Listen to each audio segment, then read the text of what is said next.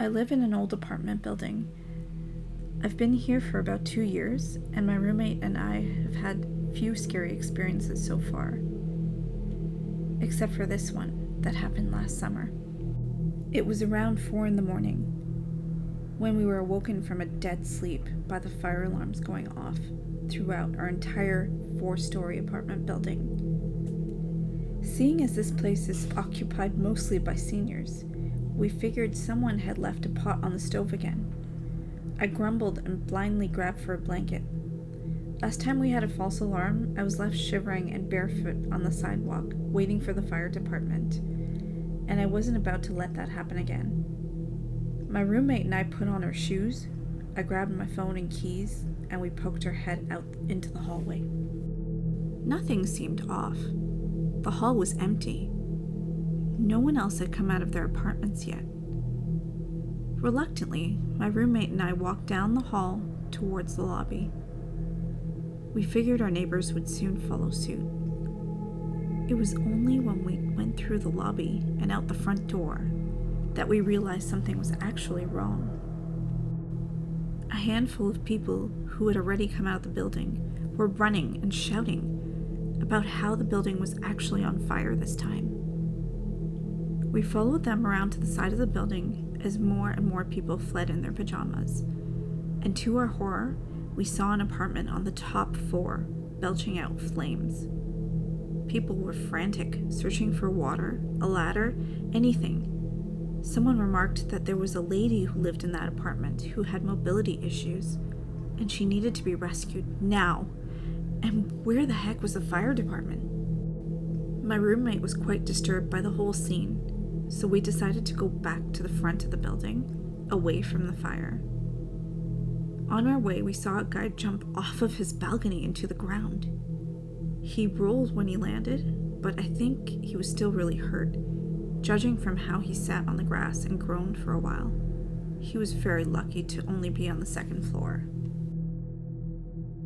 There was chaos, yelling, screaming, an odd mix of panic and disinterest, especially amongst the senior citizens who didn't want to leave the building because using the stairs was so difficult. The fire department arrived much quicker than they had ever before, seeing as this was a real emergency, and it wasn't long before the elderly ladies in nightgowns were being rescued via ladders and wheeled off to the hospital next door. At one point, the man who lived below the apartment on fire had a screaming episode at one of the landlords, the one that looked like a walking skeleton with an oxygen tank and a scooter. By the time the fire department got everything under control, it was around 6 or 7 a.m. The sun was up and people were beginning their morning commute. The fire department had blocked off our whole street, which must have been a pain, and the entire population of my building sat on the curb in pajamas and blankets. Little kids, old people, broke college kids, the works. The community really pulled together that morning. The public bus service gave us a couple buses to sit in and warm up instead of standing out on the chilly sidewalk. Paramedics handed out blankets and assessed injuries. The people in the surrounding houses were kind enough to bring us water and snacks. One lady brought a serving tray of mugs of tea from her own kitchen and offered it to anyone she could find. My mom came down to rescue my roommate and I, even though she lived an hour outside of town and hadn't even showered yet. She brought us breakfast and a change of clothes, as we didn't know when we'd be allowed back in the building.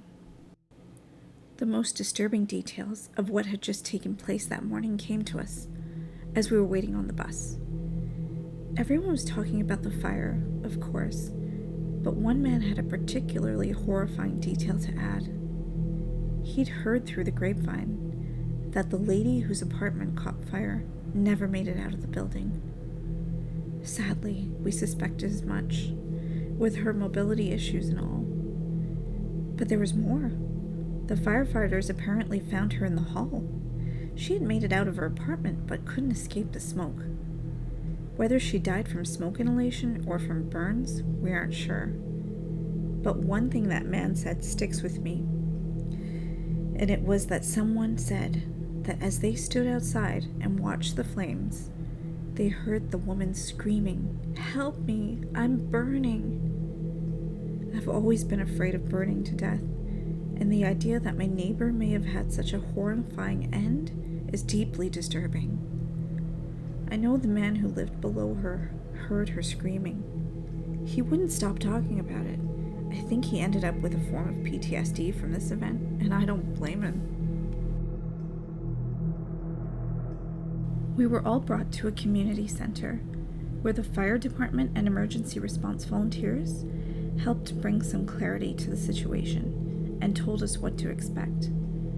Everyone was very kind and sympathetic to us. Whatever we needed, they provided for us.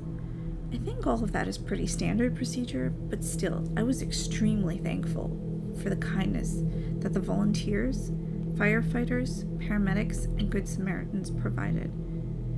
It was pretty surreal to be in a situation like that. We almost had nothing on us. My roommate hadn't thought to grab her phone, so she had to borrow mine to let her family know that she was okay. We had no money, no ID, none of the essentials, and we had no idea how long we'd be homeless.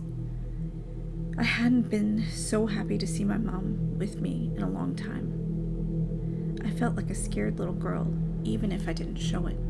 And on the opposite end of the building from us, our unit was totally unaffected, and we were one of the very few allowed back into our apartment that same day. The building stunk of smoke for weeks. Even though the fire took place on the 4th floor in a single apartment, the damage was quite extensive. Even on the ground floor, the walls were blackened with ash. When they attempted to start fixing up the building, they found asbestos in the walls. A few people were forced to move out of their apartments, and we're talking people who had lived there for about 30 years. I remember the night we were allowed to go back into an apartment. I wanted to box up my most important possessions and keep them in my car, as if I thought the building was going to catch fire again. My home didn't feel safe anymore, and it wouldn't for several weeks. It would take a long time for us to hear anything about what caused that fire. And the last I heard, a space heater was to blame, but I don't know for sure.